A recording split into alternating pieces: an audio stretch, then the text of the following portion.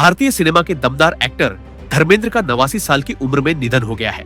अभिनेता ने अपने करियर में खूब पैसा कमाया और प्रॉपर्टी बनाई। आइए जानते हैं ही मैन की नेटवर्थ, उनकी संपत्ति और उनके जाने के बाद अब ये प्रॉपर्टी कितने हिस्सों में बटेगी। उनकी दोनों वाइफ के बीच बंटवारा होगा या नहीं। रिपोर्ट्स के मुताबिक एक्टर ने सिर्फ फिल्मों से ही नहीं बल्कि ब्रांड एंडोर्समेंट और कई बिजनेस इन्वेस्टमेंट से भी पैसा कमाया।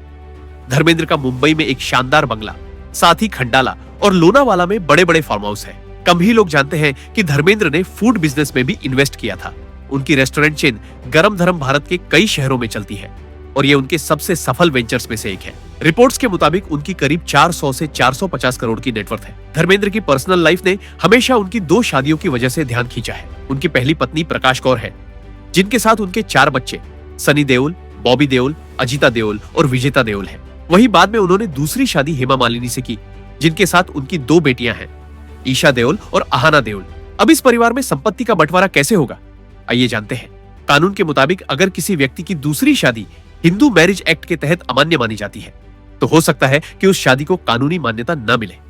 हालांकि ऐसी शादी से पैदा हुए बच्चे कानूनी तौर पर वैध होते हैं और इसीलिए उन बच्चों का माता पिता की संपत्ति पर पूरा अधिकार होता है। यानी धर्मेंद्र की संपत्ति पर उनके 6 बच्चों का बराबर अधिकार है। हिंदू विवाह अधिनियम के तहत अगर धर्मेंद्र की शादी इनवैलिड मानी जाती है तो हेमा मालिनी को धर्मेंद्र की खुद कमाई हुई प्रॉपर्टी में हिस्सा नहीं मिलेगा। सिर्फ दूसरी शादी से हुए बच्चे ही कानूनी तौर पर उनसे विरासत पाने के हकदार हैं, लेकिन हेमा मालिनी नहीं। धर्मेंद्र की पूरी दौलत सनी, बॉबी, अजीता, विजेता, ईशा और आहाना के बीच बराबर बांटी जाएगी।